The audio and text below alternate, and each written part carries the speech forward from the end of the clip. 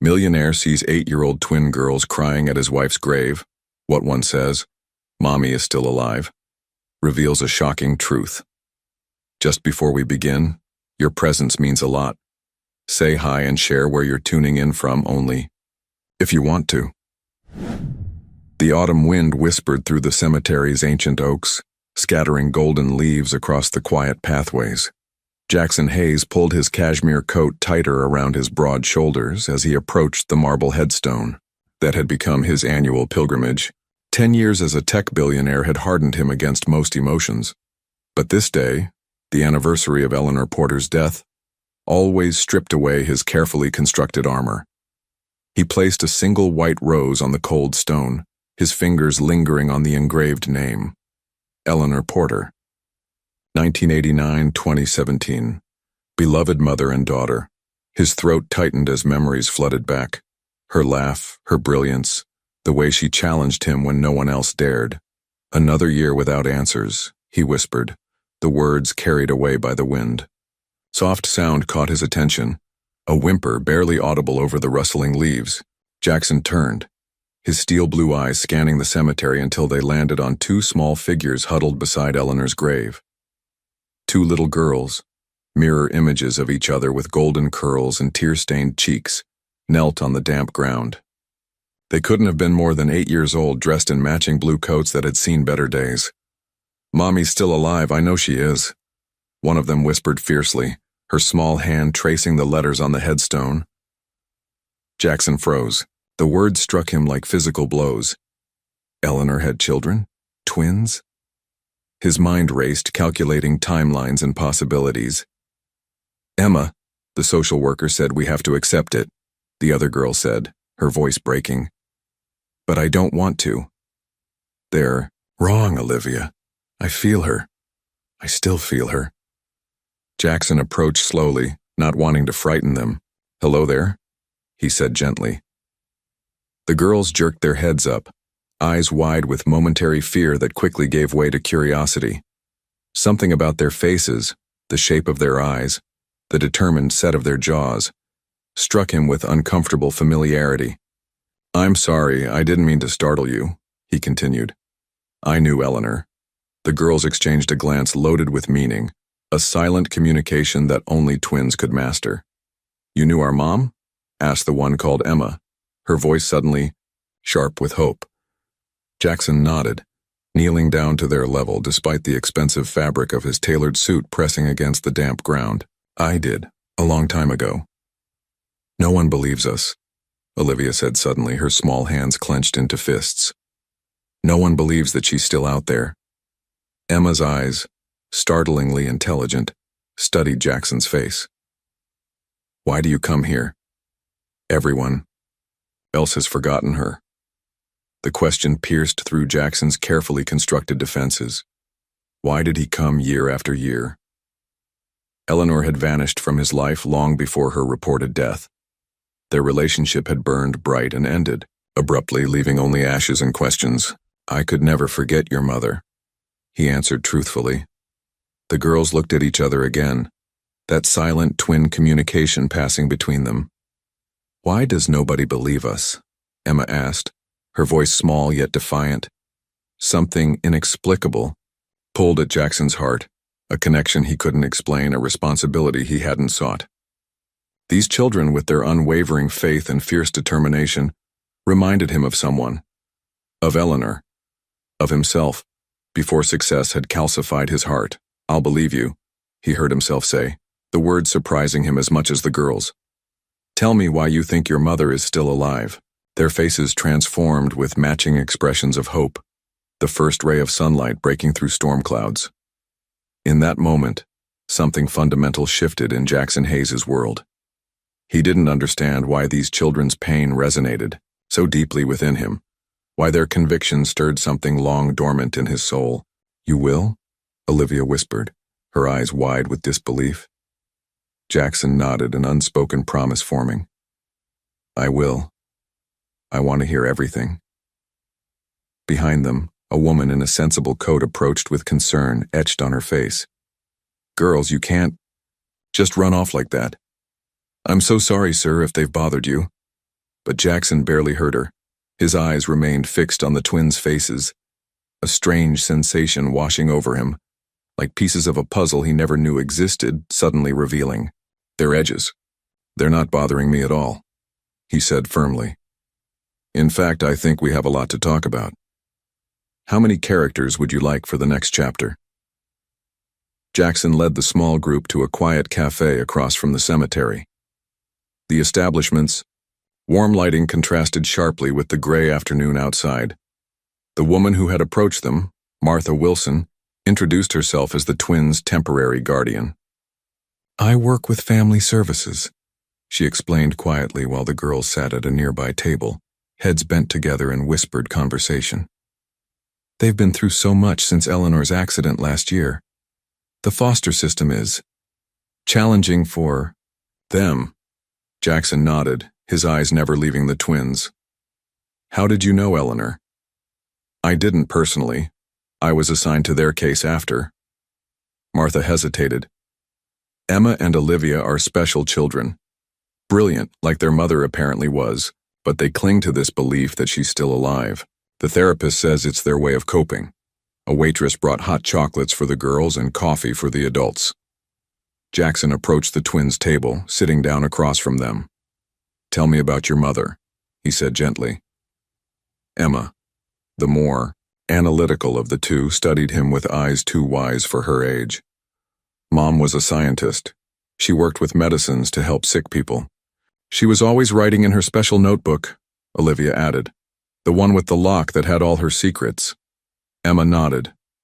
Before the accident, she was acting weird, scared.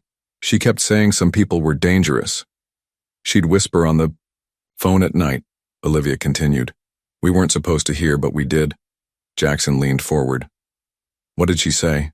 That she found something bad. That people could get hurt, Emma replied. She said she had proof and needed to tell someone important. Martha sighed. The police investigated thoroughly after the car accident. There was nothing suspicious.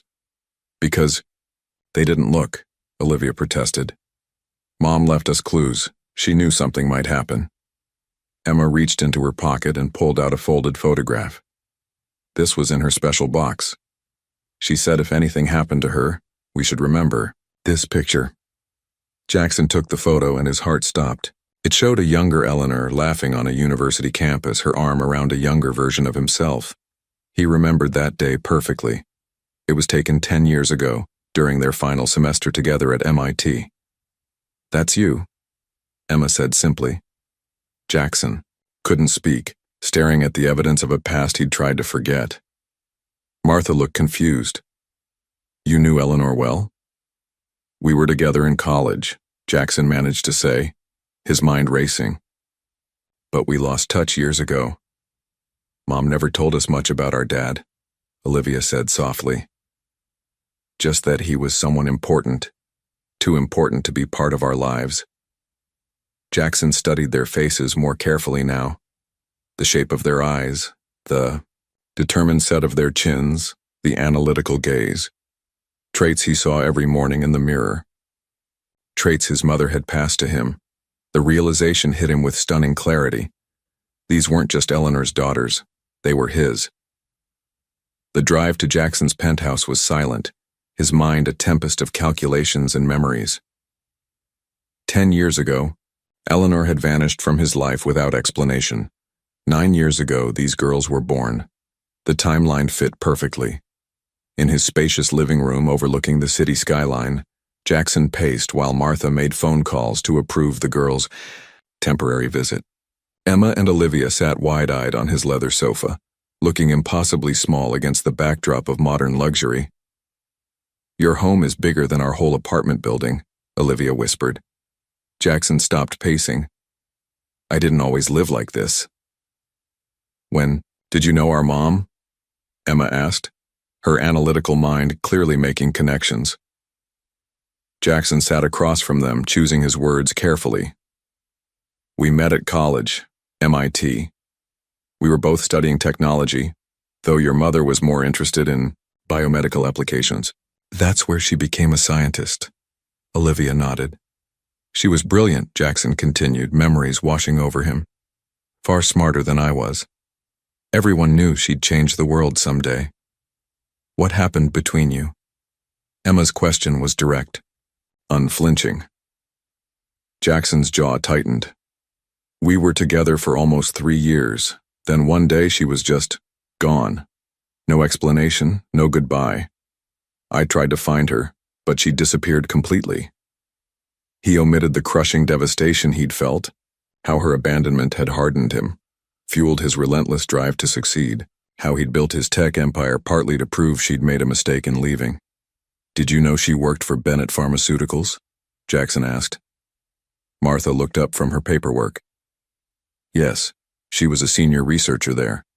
Dr. Maxwell Bennett himself wrote her recommendation letter after she died. The name hit Jackson like a physical blow. Maxwell Bennett, his former mentor turned bitter rival.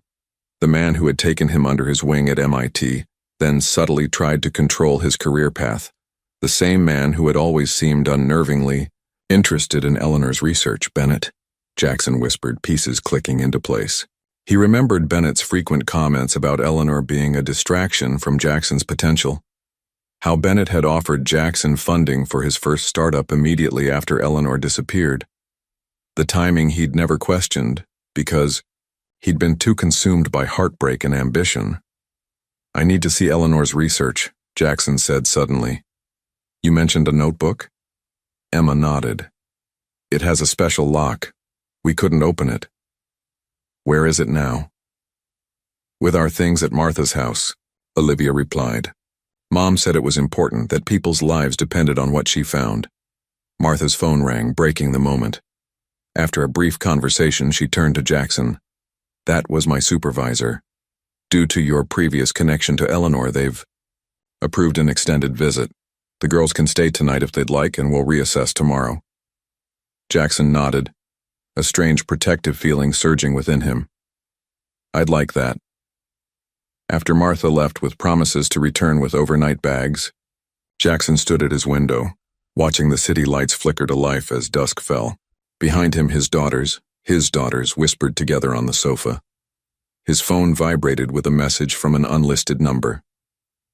Heard you met Eleanor's twins today.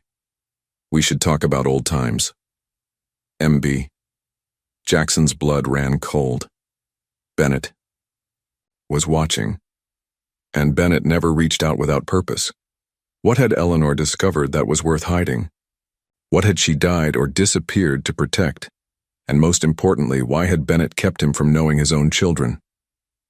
When Martha returned with the girls' belongings, Jackson noticed their meager possessions, a small suitcase each, with clothes that had seen better days. Emma clutched a worn backpack protectively against her chest. It's in here, she said once Martha had left, carefully unzipping the bag to reveal a leather-bound journal with an unusual mechanical lock. Mom's special notebook. Jackson examined. The lock, not electronic, but a complex puzzle mechanism. This is brilliant, he murmured. A lock that can't be hacked. We tried to open it, Olivia admitted. But it's too hard. Jackson reached for his phone. I know someone who might help. Within an hour, Camila Rodriguez arrived. His head of security was a former intelligence operative with skills that extended far beyond normal corporate protection. Interesting, Camila said, examining the diary. Reminds me of cryptographic mechanisms from the Cold War era. Your Eleanor was serious about keeping this private. While Camilla worked on the lock, Jackson ordered dinner and showed the twins around the penthouse. Their eyes widened at his home automation system. You make this? Emma asked, watching lights respond to voice commands. My company did. We specialize in intelligent systems that learn from human behavior. Like the robots in Mom's stories? Olivia's eyes brightened. Not quite that advanced, Jackson smiled. Not yet anyway. I've got it, Camilla called from the living room. The diary lay open on the coffee table. The first pages contained research notes, chemical formulations, and molecular diagrams beyond Jackson's expertise. But further in, Eleanor's elegant handwriting shifted to personal entries. March 12th.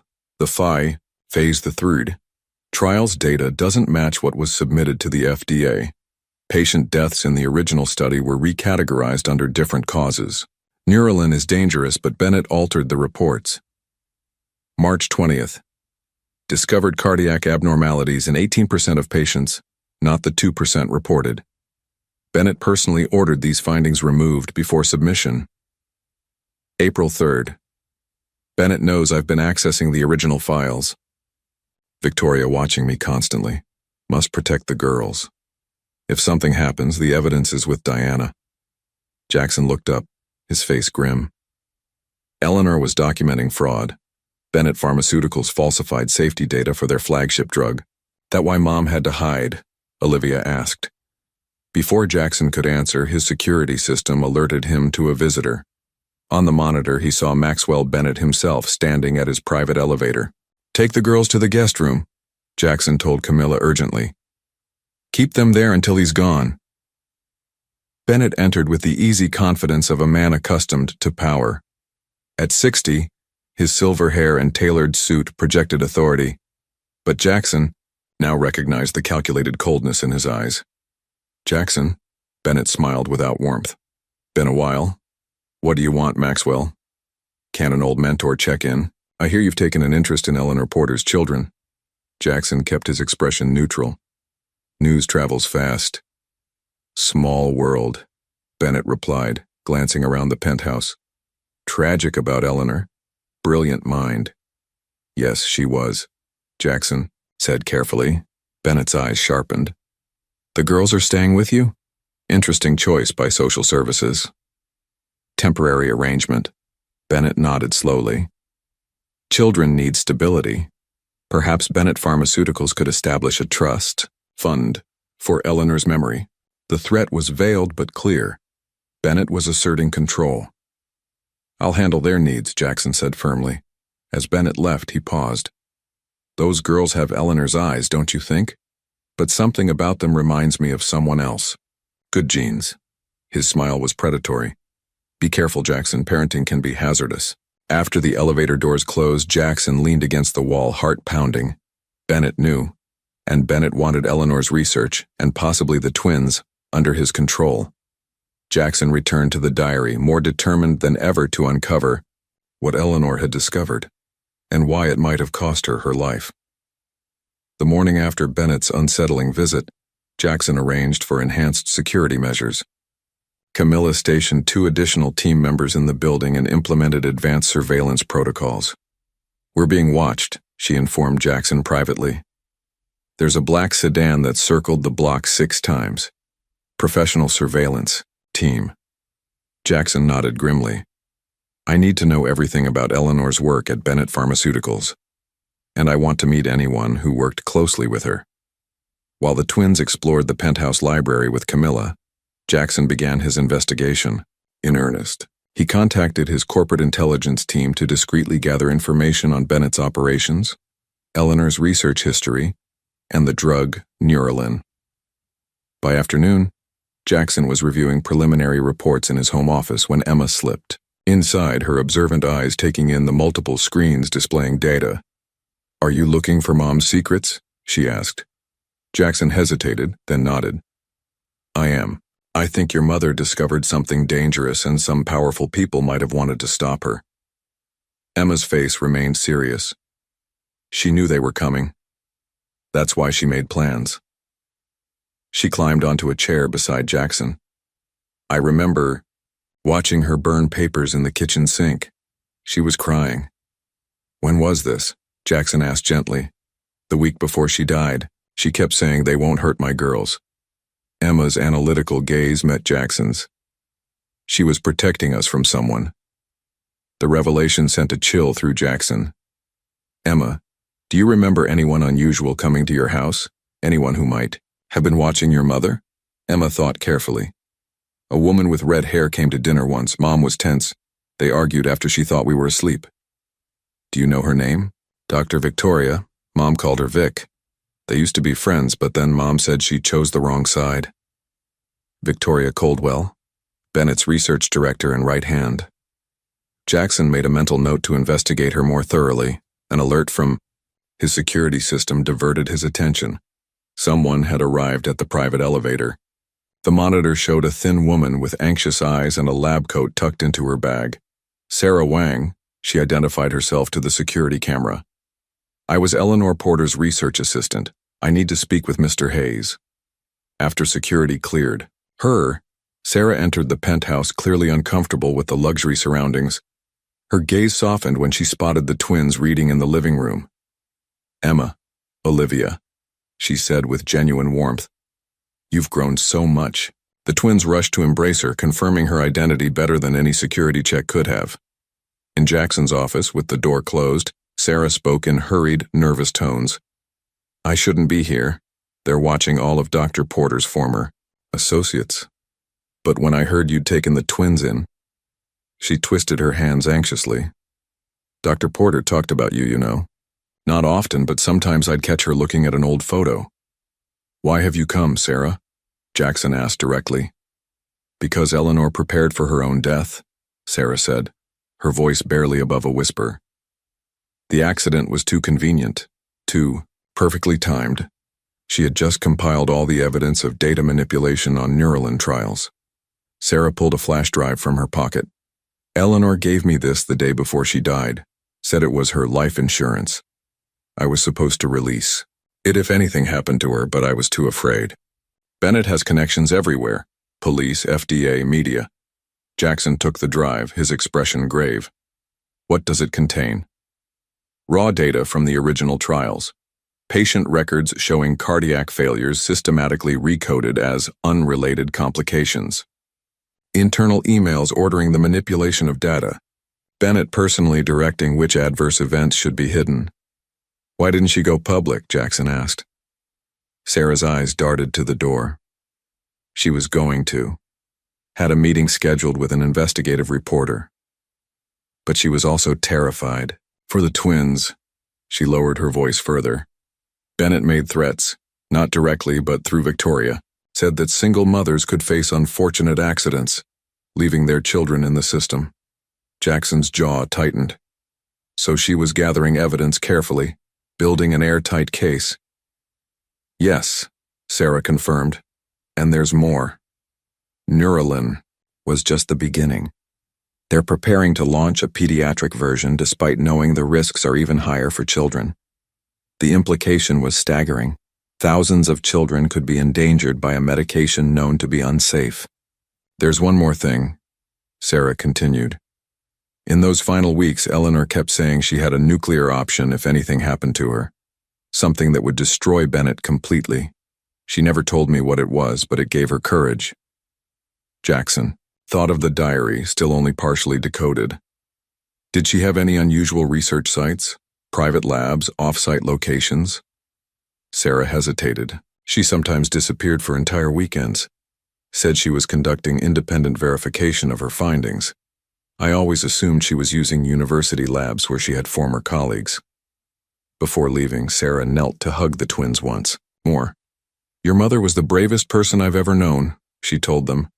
She would move mountains to protect you. After she departed, Jackson found the twins sitting unusually quiet in the living room. Sarah looked scared, Olivia observed. Like Mom did at the end. We'll protect Sarah, Jackson promised, and we'll find out what happened to your mother.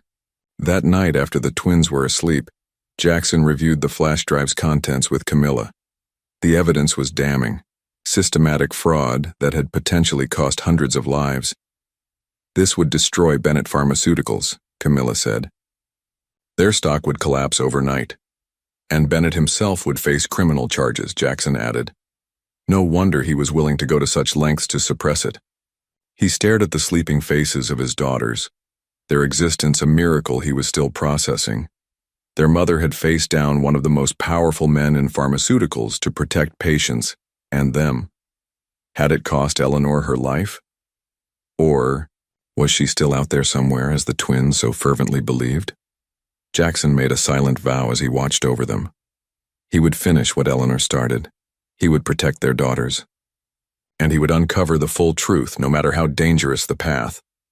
The headquarters of Bennett Pharmaceuticals rose like a gleaming monolith above the city skyline, its glass facade reflecting the morning sun. Jackson studied it from across the street.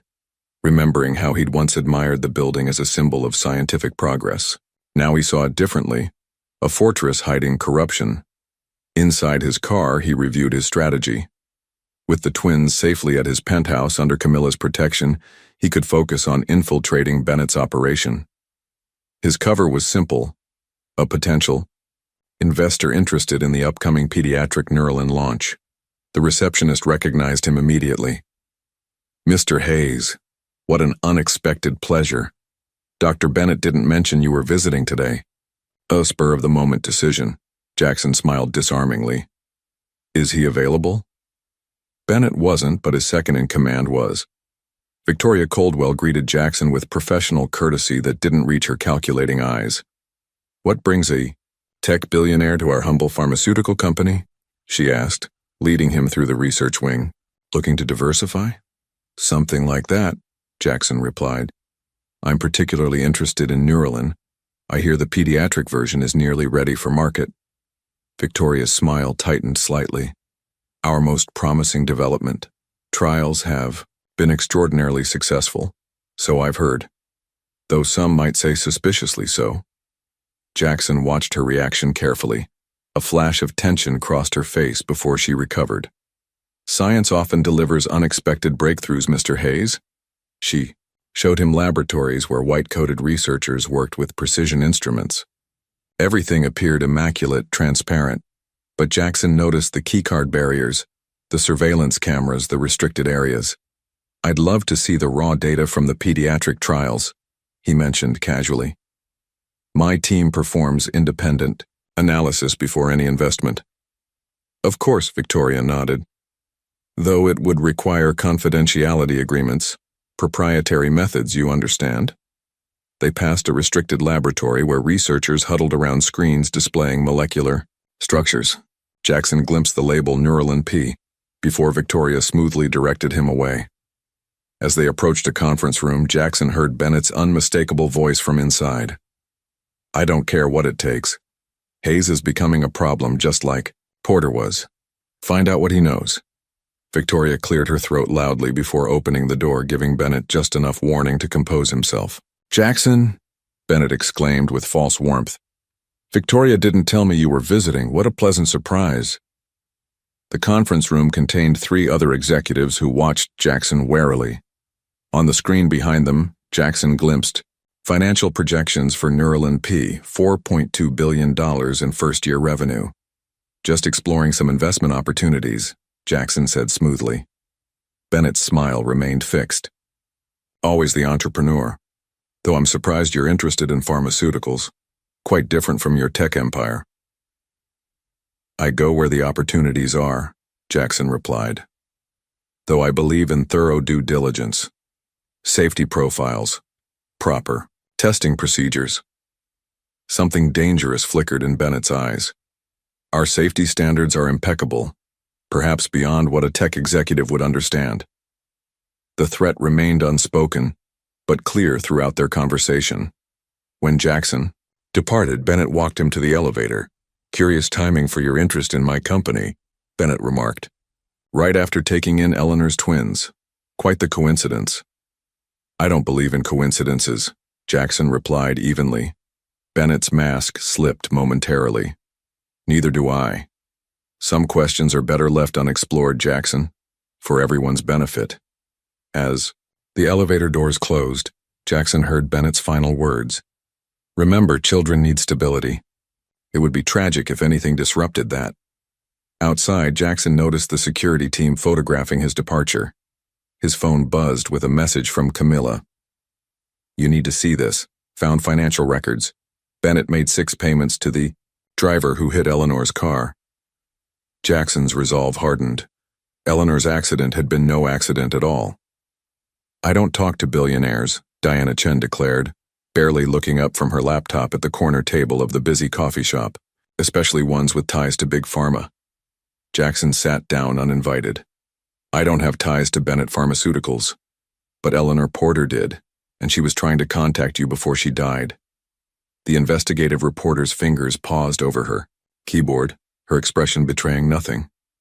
"Eleanor Porter, the scientist who died in a car accident last year. The scientist who discovered Bennett was hiding deadly side effects of Neuralin, Jackson corrected. The scientist who had scheduled a meeting with you the day after her supposed accident.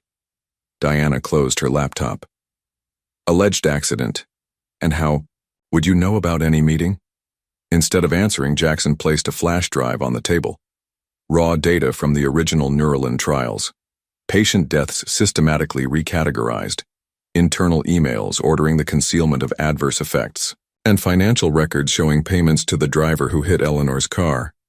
Diana didn't touch the drive. Why bring this to me? You have enough resources to buy a media company if you wanted to publish this. Because Eleanor trusted you, and because Bennett has connections in traditional media channels that might suppress the story. Jackson leaned forward. Also, I believe you already have part of what Eleanor was gathering. Diana's carefully neutral expression confirmed his suspicion. What's your stake in this, Hayes? You build AI systems. Why care about a pharmaceutical scandal? Jackson hesitated, then decided on the truth. Eleanor Porter's twin daughters are mine. I didn't know they existed until 3 days ago. Diana studied him with new interest. That changes things. But if what you're implying is true, that Bennett orchestrated her death, then you've put those girls in danger by taking them in. They were already in danger, Jackson replied, and I need to know if their mother is truly dead. You think she's alive? Diana asked incredulously. The twins believe it. And I've discovered her body was never properly identified. The accident left it supposedly unrecognizable, and the medical examiner was pressured to expedite the process. Jackson pulled out his phone showing her crime scene photos he'd obtained. The car was completely incinerated. Forensics shows accelerants were used. It wasn't an accident, it was staged. Diana was fully engaged now. You need Detective Marcus Lewis. He was lead investigator initially, but got pulled off the case when he raised questions about inconsistencies. Can you arrange a meeting? Diana nodded slowly. I'll contact him. But if we do this, we do it my way. No corporate cover-ups, no settling quietly, no matter how ugly it gets. That's exactly what I want, Jackson assured her. The full truth, publicly exposed. Later that evening, Jackson found Emma sitting alone in the penthouse library, studying Eleanor's diary with intense concentration. Any breakthroughs? He asked gently. She looked up with eyes so like his own. Mom used different coding systems for different sections. This part talks about the White Room where she did special research. Emma pointed to a diagram. I think it's not in the main building. Jackson sat beside her, impressed by her analytical mind. You're very good at puzzles. Mom taught us. She said sometimes the most important things have to be hidden in plain sight. Emma hesitated. She also said if anything happened to her, we should find the man in the photograph. Me? Jackson asked softly. Emma nodded. She kept your picture in her special box, the one with important things. She looked at him directly. Were you our dad? Is that why she kept your picture? The directness of her question caught Jackson off guard. Before he could answer, Olivia appeared in the doorway. Emma, that was supposed to be a secret until we were sure, she exclaimed. Jackson looked between his daughters, his heart constricting. Yes, he said simply. I believe I am your father. I just didn't know it until now. Why didn't you find us before? Olivia asked, her voice small. Because I didn't know about you, Jackson answered truthfully. If I had, I would have moved heaven and earth to be part of your lives. The three sat in momentary silence, the weight of what might have been hanging between them. We should find Mom together, Emma finally said. As a family, Central Park stretched before them in autumn glory, a mosaic of red and gold beneath a crisp blue sky. Jackson watched Emma and Olivia race ahead on the path, their identical blue coats fluttering behind them like wings. He'd insisted on buying them new clothes, though they'd protested they didn't need fancy things.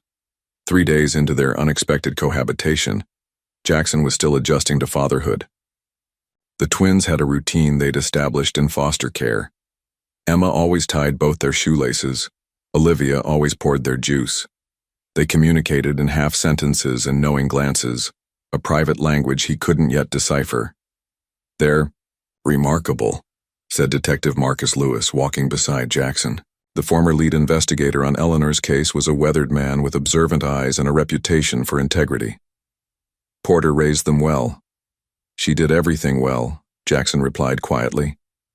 "That was Eleanor. Brilliant, thorough, uncompromising." Lewis nodded. "That's what first raised my flags about the accident. Too neat, too convenient. The fire burned hot enough to destroy DNA evidence. The brake lines were cut, but in a way that would only fail at high speed. Professional job," Jackson concluded. "Extremely. When I tried to investigate further, I was reassigned. My captain cited resource allocation, but the order came from higher up." Lewis watched the twins now feeding ducks by the pond. "Diana Chen showed me what you've gathered. It's compelling, but still circumstantial. We need something that directly connects Bennett to the orchestration of the accident." "We're working on it," Jackson assured him. "My team is tracking the financial transactions to the driver." A shrill scream interrupted their conversation. Jackson's head snapped toward the pond where Olivia had ventured onto a decorative footbridge. The wooden railing had given way, and she now dangled precariously over the water. Jackson sprinted across the grass, heart pounding. He reached the bridge in seconds, lunging forward to grasp Olivia's wrist just as her grip failed. The momentum nearly pulled him in as well, but he braced himself against the remaining railing and hauled her up to safety. Olivia clung to him, shaking, her face pressed against his chest. Jackson held her tightly, the reality of how quickly he could have lost her hitting him with physical force. "You're safe," he murmured into her hair. "I've got you." Emma crashed into them, wrapping her arms around both. "Livy, you're okay." Detective Lewis examined the broken railing, his expression grim. This wasn't wear and tear. The supports were partially sawed through. Jackson's blood ran cold. He gathered both girls closer, scanning the park for watching eyes. "We're leaving. Now." Back at the penthouse with security doubled, Jackson sat with the twins in the living room. Olivia had recovered from her scare with remarkable resilience, though she stayed closer to him than before. "You saved me," she said matter-of-factly, like the dad in Mom's stories. "What stories?" Jackson asked. "Mom told us bedtime stories about a brave inventor who built amazing machines to help people," Emma explained. "He always saved the day. When things got scary." "She said he lived far away, building important things," Olivia added. "But someday he might come back." Jackson's throat tightened. Despite everything, Eleanor had created a hero for their daughters, not a villain. "Did she tell you anything else about him?" he asked carefully. The twins exchanged one of their communicative glances. "She said we had his eyes," Emma answered. "And his brain for puzzles." "And his stubborn chin," Olivia added with a small smile. That night, after tucking them into bed in the guest room they shared, Jackson found himself overwhelmed by emotions he'd suppressed for years. He sat in his darkened office, staring at the city lights, remembering Eleanor as she'd been in their MIT days. Brilliant, passionate, principled. The only person who'd ever truly challenged him. Had she discovered she was pregnant after leaving? Had Bennett somehow forced her away from him? The timeline fit. Their sudden breakup, Bennett's immediate offer to fund Jackson's startup, all while Eleanor disappeared completely. A soft knock interrupted his thoughts. Emma stood in the doorway in pajamas too big for her slender frame. "Can't sleep?" Jackson asked. She shook her head, patting across the room to climb into the chair opposite his. "Olivia wants to know if you would have loved us," she said directly. "If you had known." The question pierced Jackson's carefully constructed defenses.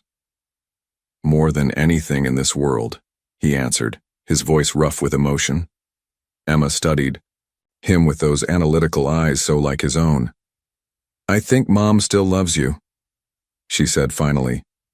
"She cried sometimes looking at your picture."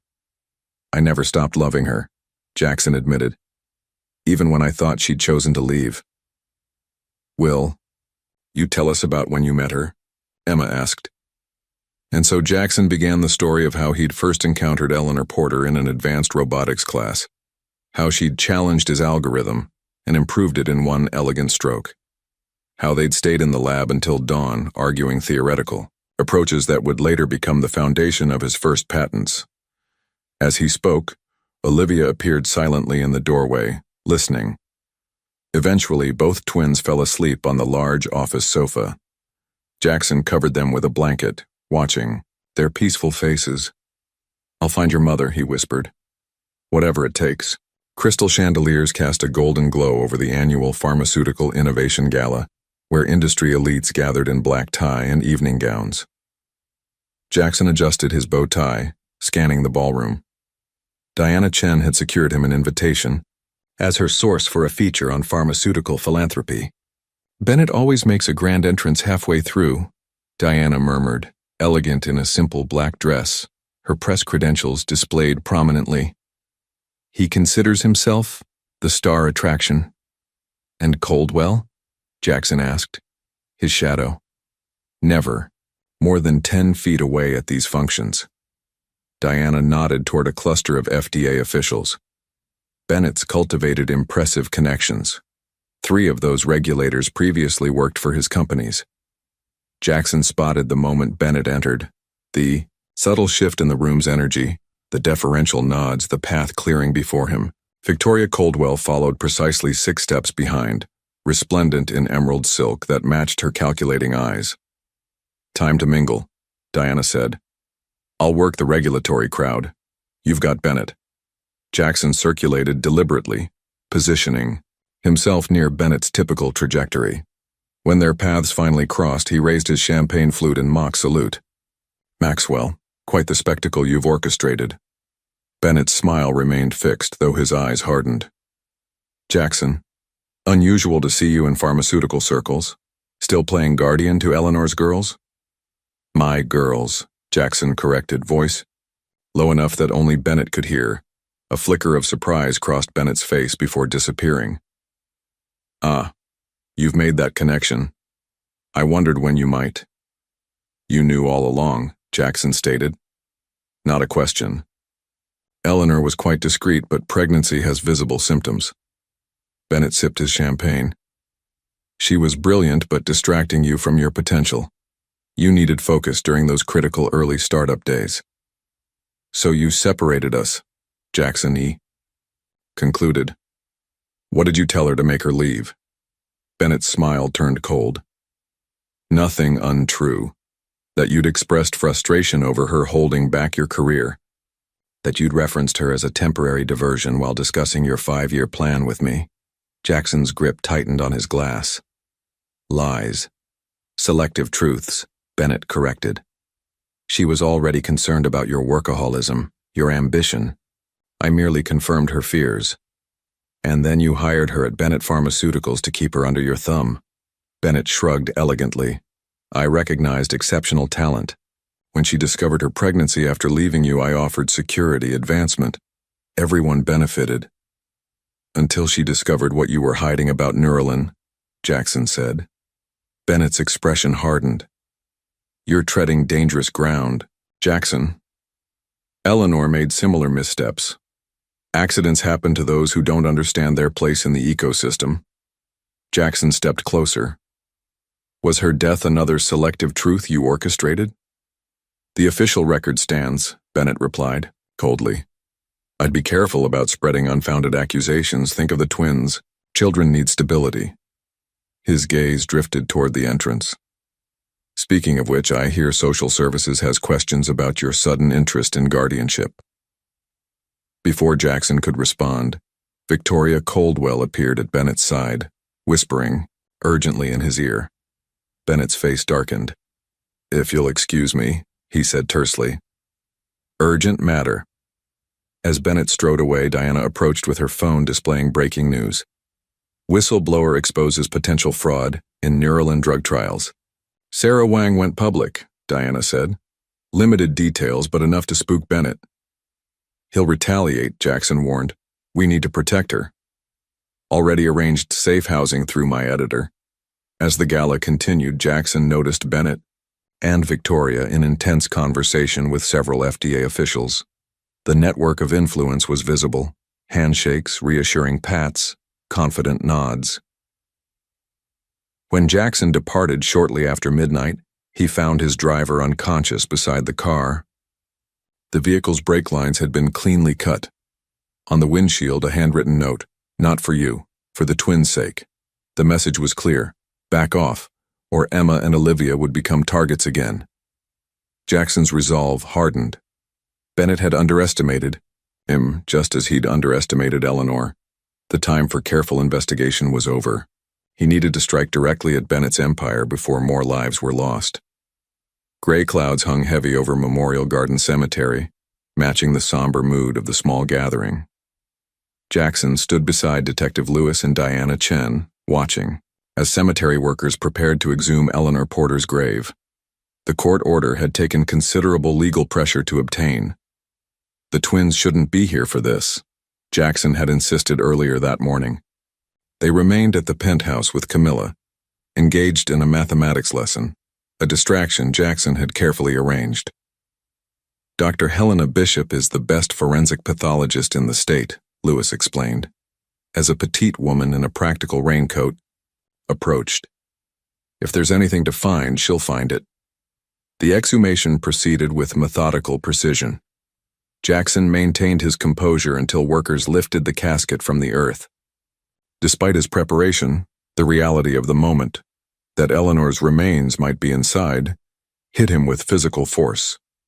Dr. Bishop supervised as the casket was transported to a nearby tent for preliminary examination. The small group followed, tension thick in the air. "I'll need to document everything before opening," Bishop explained, photographing the casket from multiple angles.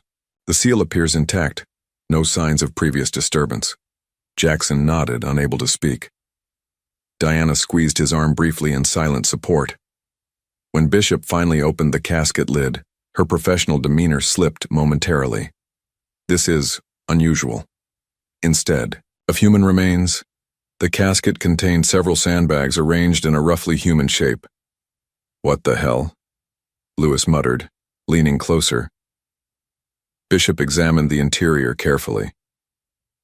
"These weights approximate the body weight reported in the death certificate. There are no human remains in this casket."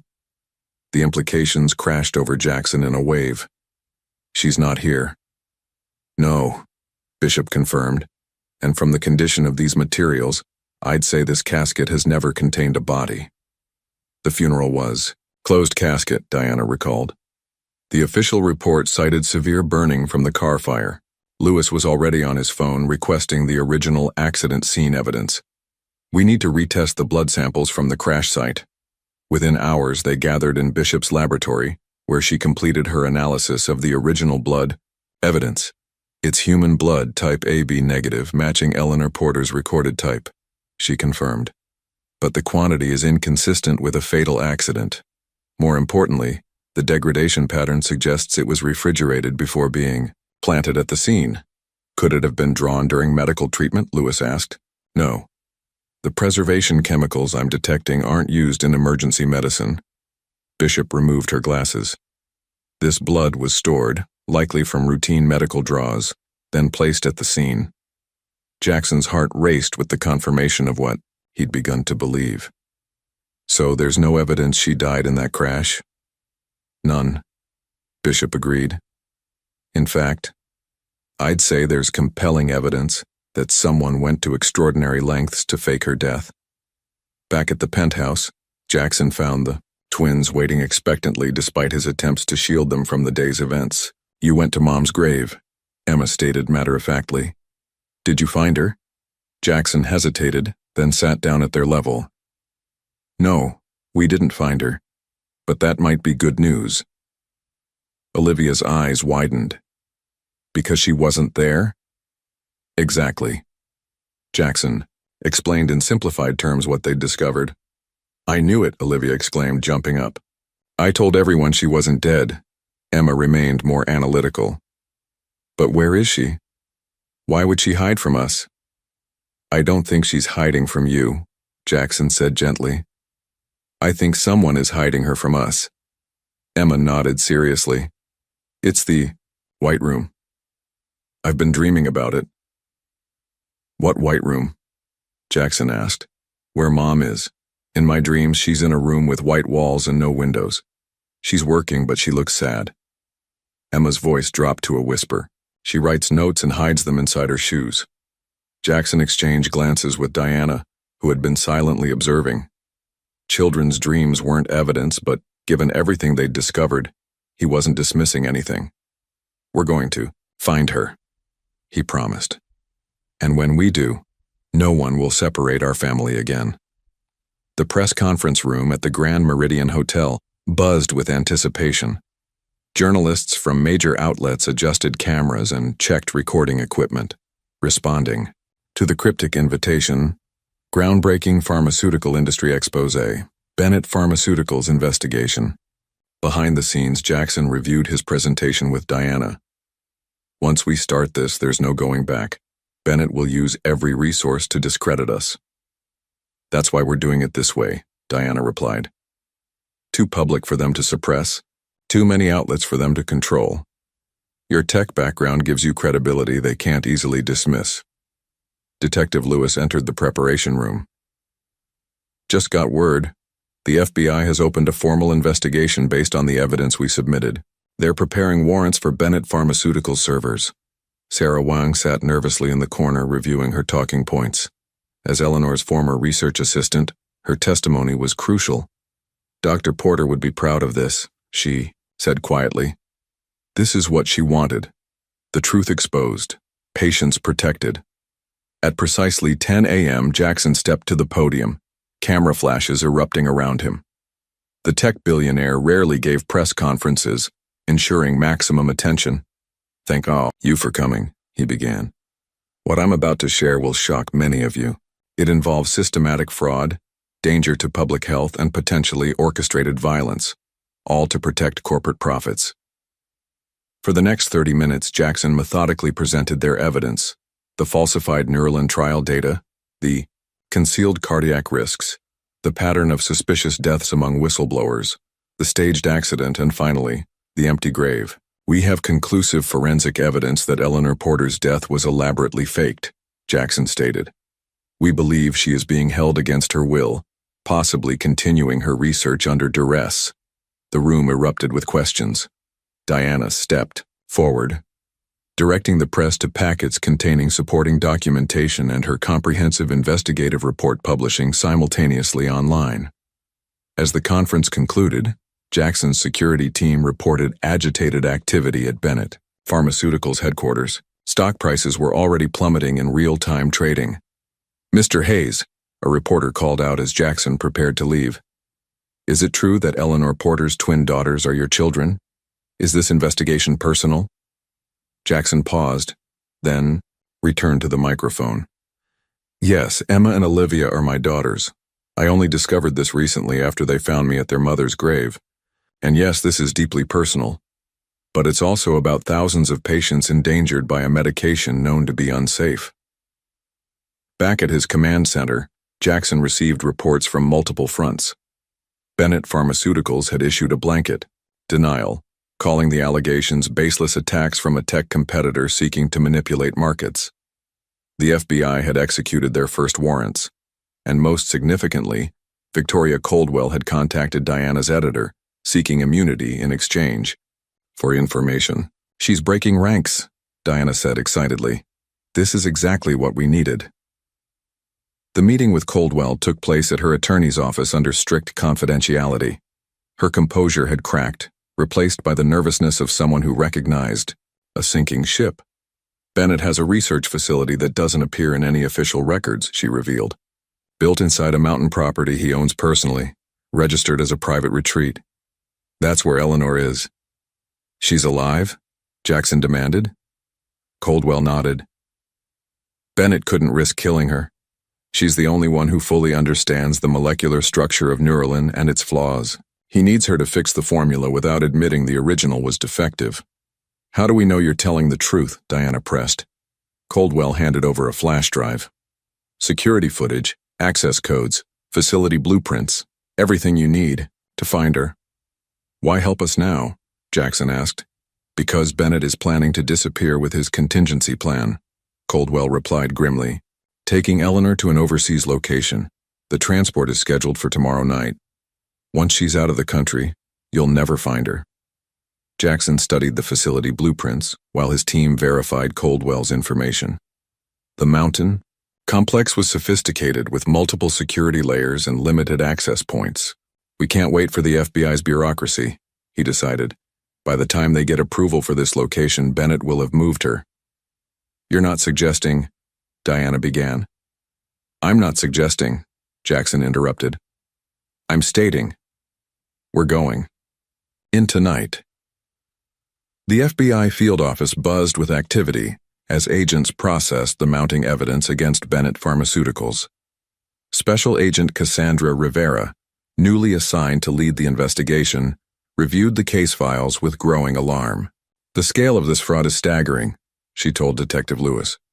We've frozen Bennett's known accounts, but he has offshore resources we can't easily touch. He's planning to transport Eleanor Porter tonight, Lewis pressed. We need to move. On that mountain facility immediately. Rivera shook her head. The warrant for that property is still working through the system. It's privately owned outside corporate holdings. Judge Morris won't sign until morning. That's not good enough, Lewis argued. By then, Porter will be gone.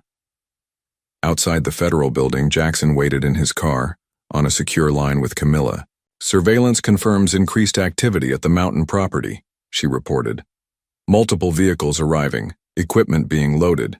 They're definitely preparing for transport. Jackson made his decision. Implement Alpha Protocol.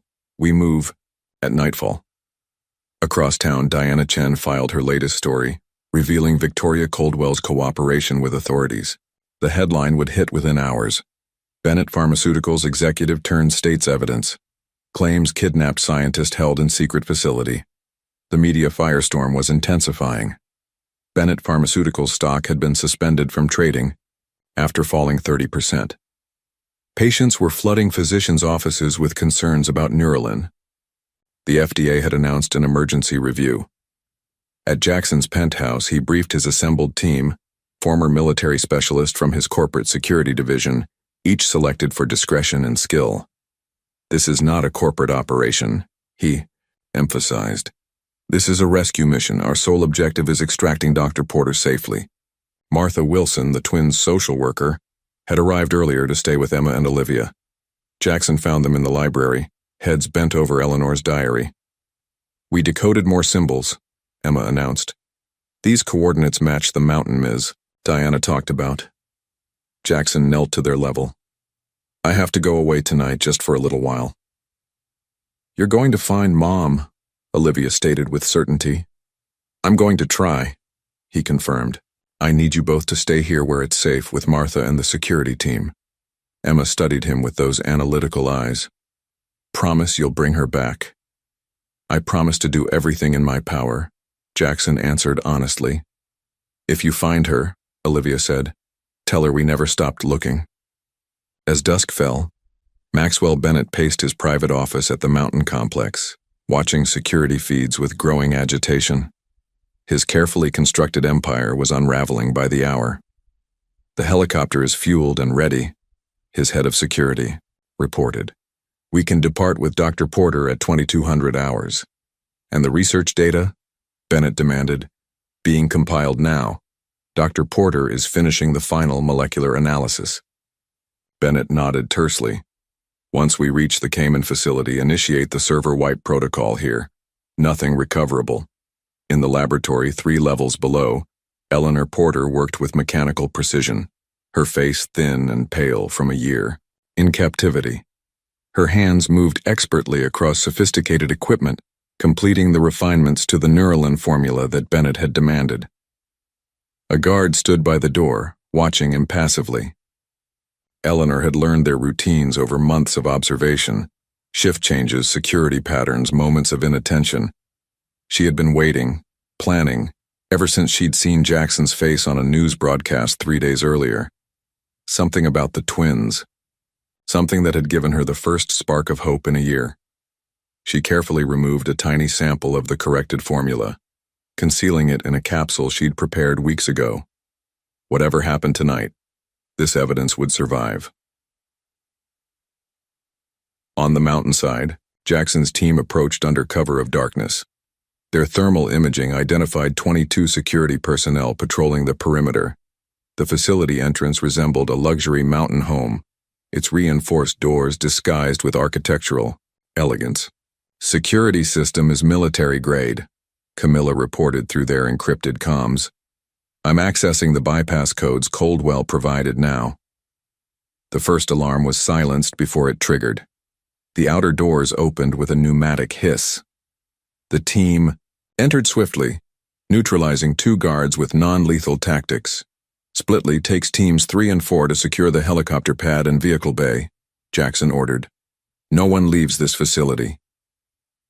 They descended through the complex, encountering sporadic resistance. Most security personnel surrendered when faced with superior numbers and the realization that their employer's protection was evaporating. 3 levels down, they reached the research wing. Through reinforced glass, Jackson finally saw her, Eleanor, thin and tired but unmistakably alive, working at a laboratory station. His heart slammed against his ribs at the sight.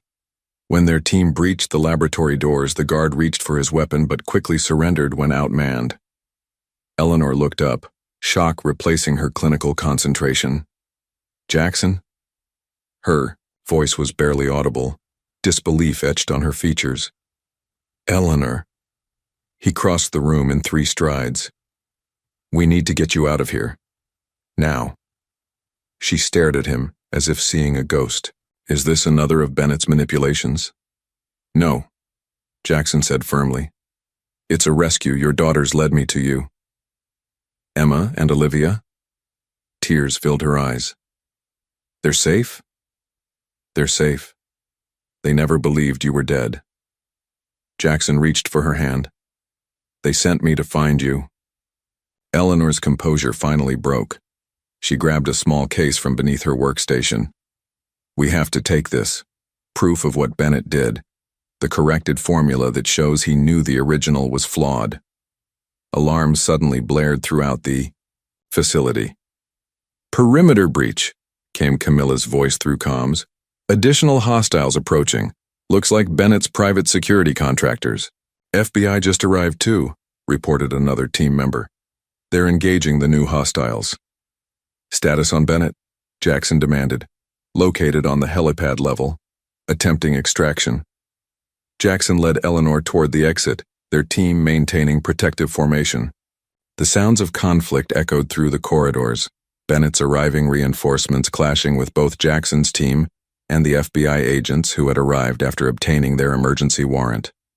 They reached the upper level to find chaos, FBI, agents securing the facility, Bennett's security team members being detained, and Maxwell Bennett himself in handcuffs, his face contorted with fury as he was led to a federal vehicle.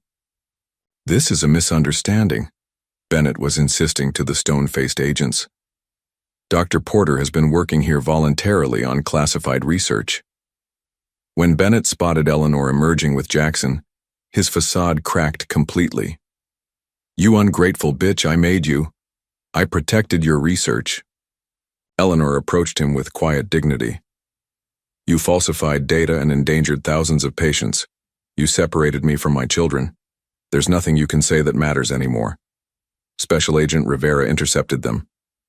"Dr. Porter, we need to get you medical attention and take your statement." "Of course," Eleanor agreed, "but first I need to see my daughters." Dawn was breaking as they reached Jackson's penthouse.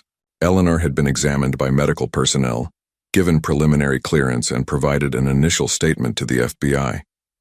The full debriefing would wait. Rivera had understood the priority of reuniting the family. The elevator doors opened to reveal Emma and Olivia waiting in their pajamas, Martha standing anxiously behind them. For a moment everyone froze in a tableau of disbelief. "Mom," Olivia whispered. Eleanor dropped to her knees, arms outstretched. "My babies." The twins crashed into her embrace with sobs of joy, the 3 clinging to each other as if afraid they might be separated again. Jackson stood back, his own vision blurring with tears as he watched them reunite. "We knew you weren't gone," Emma said fiercely. "We found your clues." "And we found Dad," Olivia added, reaching a hand toward Jackson. Eleanor looked up at him over the girls' heads, questions in her eyes. Jackson nodded gently, confirming what she'd clearly guessed from Olivia's words.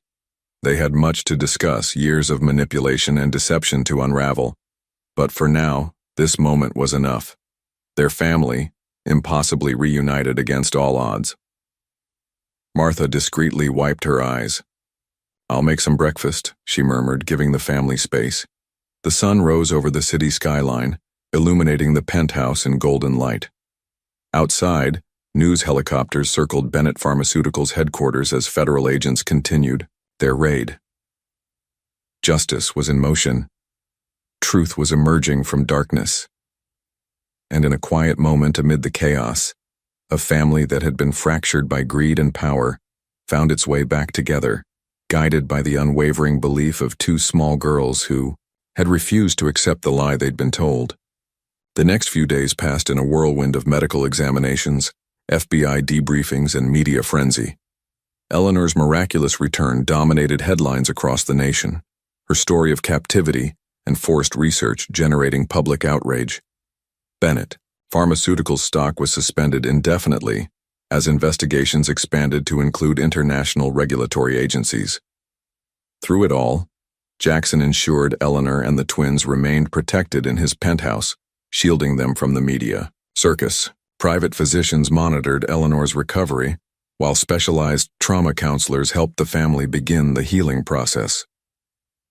On the third evening after the rescue, Jackson found Eleanor alone on the terrace, watching the sunset over the city skyline.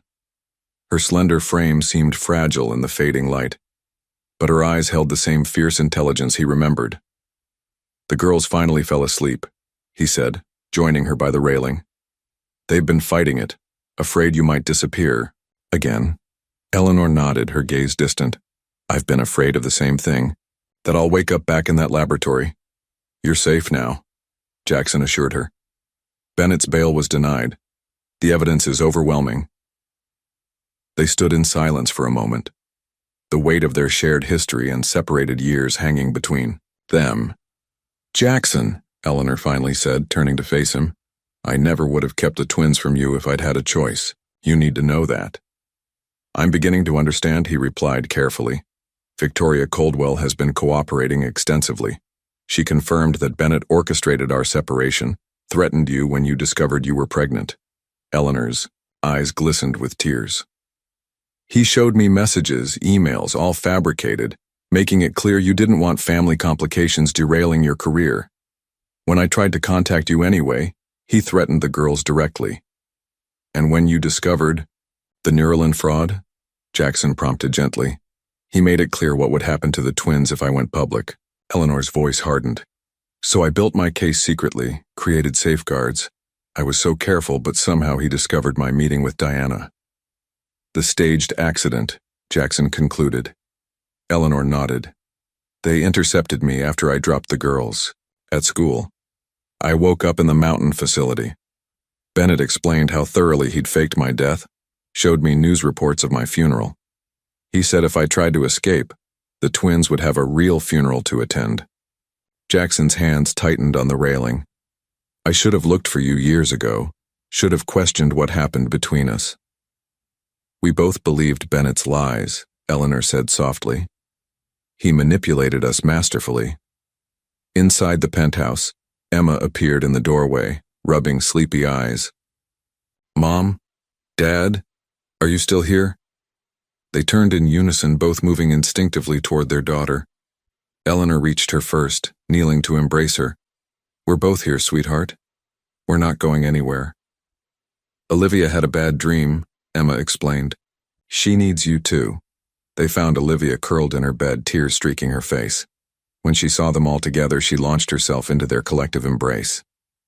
"I dreamed the bad man took Mom away again," she whispered. "No one will ever separate us again," Jackson promised, holding his family close. "We're together now." Later, after the twins had fallen back asleep, Eleanor and Jackson sat in the living room, photo albums spread before them. Martha had retrieved them from Eleanor's sealed apartment. "They're so much like you," Eleanor said, tracing a picture of the twins building an elaborate block structure. Emma's analytical mind, Olivia's determination. "They have your brilliance," Jackson countered, "and your courage." Eleanor paused at a photo of herself pregnant, standing by a window with hands protectively over her belly. "I wanted to tell you so many times, even wrote letters I never sent." "We can't recover those years," Jackson said gently, "but we can move forward." "As what?" Eleanor asked, the question that had hovered unspoken between them. "As a family," Jackson answered simply, "whatever form that takes." In the quiet nighttime hours, they began rebuilding the trust that Bennett had systematically destroyed between them, one honest conversation at a time. 3 weeks after Eleanor's rescue, Jackson stood on the porch of a seaside cottage watching Emma and Olivia race along the shoreline. Their laughter carried on the salt breeze, a sound that still caused his heart to swell with wonder. They were his daughters, a miracle he was only beginning to fully comprehend. The beachfront property in a quiet coastal town was far from the calm city's chaos. Jackson had purchased it within days of Eleanor's return, recognizing their need for privacy and healing away from media scrutiny and painful memories. The trial preparations against Maxwell Bennett dominated national headlines. His empire was crumbling as investigations uncovered decades of fraud across multiple medications. Former employees came forward daily with new allegations. The FBI had frozen his assets worldwide. Justice was progressing, but recovery was a more delicate process. "They look happy," Eleanor said, joining Jackson on the porch. Her color had improved with each passing day, strength returning to her frame, though shadows still lingered in her eyes at unexpected moments. "They are resilient," Jackson replied. "Like their mother." Eleanor smiled faintly. "And stubborn like their father." Inside the cottage, their legal teams had departed after finalizing paperwork, establishing a foundation to support victims of pharmaceutical fraud.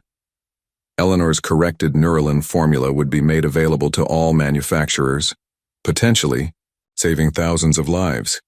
"Diana called," Eleanor mentioned. "Her expose on Bennett's broader corruption has been nominated for a Pulitzer." Jackson nodded. "She deserves it. Without her, we might never have found you." They watched the twins building an elaborate sandcastle, their coordination seamless, communicating through glances and half-words in their private twin language. "They need stability now," Eleanor said quietly. "After everything they've been through." "What do you need, Eleanor?" Jackson asked, the question they'd been carefully navigating for weeks. She turned to face him, her expression both vulnerable and resolute.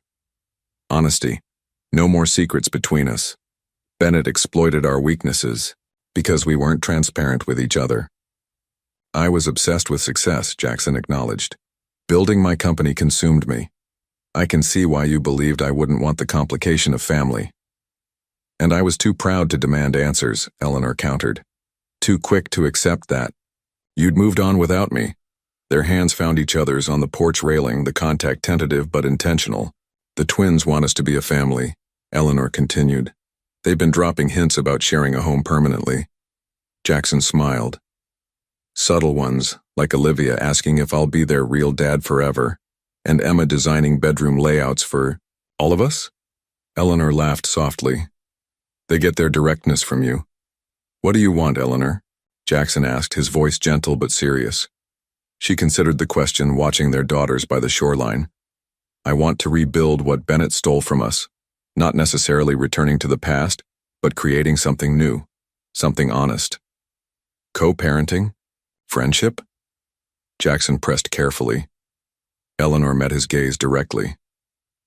"I think we both know there's still more between us than that."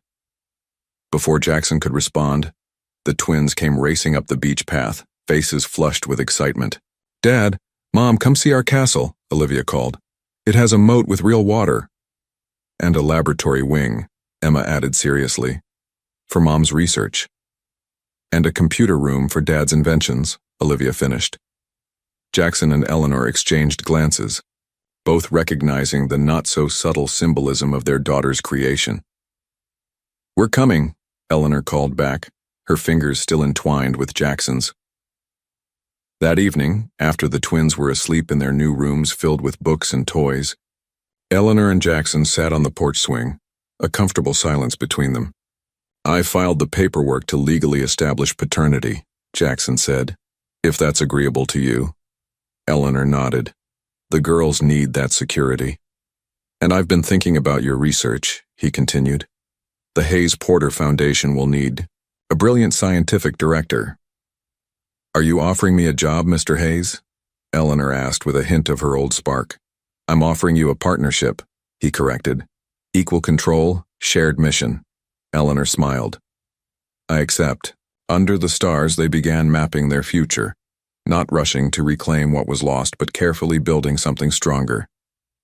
Bennett had manipulated their past, but he would not define their future. 1 year later, the Hayes Porter family stood together on the same cemetery grounds where their journey had begun. The morning sunlight filtered through autumn leaves, casting dappled shadows across the now empty plot where Eleanor's headstone had once stood. "It feels strange to visit my own grave," Eleanor remarked, placing a bouquet of white roses on the grass. "Not your grave," Emma corrected firmly. "Just a place that helped us find each other." The past year had transformed them all. Eleanor had reclaimed her health and professional standing, now directing breakthrough research at the Hayes Porter Foundation. Jackson had shifted his corporate priorities, dedicating significant resources to healthcare ethics and patient advocacy. The twins had blossomed in their stable environment, their exceptional minds nurtured by both parents. "Bennett's sentencing is tomorrow," Jackson said quietly. Eleanor nodded. 15 years minimum, the prosecutor says. No possibility of early parole. "Is it enough?" Olivia asked, her young face serious beyond her years. "The important thing isn't his punishment," Eleanor explained, kneeling to her daughter's level. "It's that the truth came to light. Thousands of patients now have safer medication because of what happened." In the distance, they spotted Diana Chen approaching with Detective Lewis. The unlikely allies had become part of their extended family circle through the shared ordeal. "The Murdoch family sends their thanks," Diana told them, referencing one of many families who had lost loved ones to Neuralin's hidden side effects. "Their lawsuit settlement will cover their children's education through college. And the FDA has implemented the new clinical trial transparency protocols you recommended," Lewis added. "They're calling it the Porter Standard internally." After a moment of respectful silence at the gravesite, they moved toward their waiting cars. The cemetery visit had become a ritual, not to mourn, but to commemorate the beginning of their journey back to each other. That evening, Eleanor stood at the podium of a medical ethics conference, addressing an auditorium filled with researchers, physicians, and policymakers. "Truth in science is not a luxury. It's a necessity," she stated, her voice steady and passionate. "When we compromise data for profit, we betray the fundamental covenant between medicine and humanity." In the front row, Jackson watched with pride, the twins beside him taking careful notes in matching journals. Emma had already demonstrated remarkable aptitude for biomedical concepts, while Olivia showed natural talent for advocacy and communication. Different strengths, complementary purposes, much like their parents. Back at their seaside home later that night with the twins asleep, Eleanor and Jackson sat on their favorite porch swing, watching moonlight dance across the waves. "I filed the final paperwork today," Jackson said, taking Eleanor's hand. "The adoption is official. Emma and Olivia Hayes Porter." Eleanor smiled. "They've been practicing writing their new names for weeks." "There's one more name change I've been considering," Jackson continued, his voice uncharacteristically hesitant. Eleanor turned to face him, eyes questioning. From his pocket, Jackson produced a small velvet box. Inside was a ring, not ostentatious despite his wealth, but elegant in its simplicity, a deep blue sapphire that matched their daughter's eyes. "We've rebuilt our family piece by piece this year," he said softly. We've healed old wounds and created something stronger than what was broken. Eleanor's eyes glistened in the moonlight. Are you asking what I think you're asking? I'm asking if you'll make it official, Jackson replied. Not because of the girls, not because of our shared past, but because this year has shown me that what I feel for you now is even stronger than before. Eleanor took the ring, turning it gently in the moonlight. We're different people than we were 10 years ago. Better people, Jackson agreed. With clearer priorities. The girls will be impossible once they hear about this. Eleanor laughed softly. They've been plotting this outcome for months. Is that a yes? Jackson asked. Eleanor slipped the ring onto her finger. It's a yes. They sealed their promise with a kiss, the sound of waves providing gentle accompaniment to this new beginning. Inside the house, two small figures crept back from the window where they'd been spying, exchanging triumphant smiles. Finally, whispered Olivia. Statistically inevitable, Emma agreed with satisfaction. The twins returned to their beds, secure in the knowledge that their family, once fractured by lies, was now whole, strengthened by truth and bound together, by love that had survived the most determined efforts to destroy it. The truth, as Emma and Olivia had always known, had finally found its way into the light.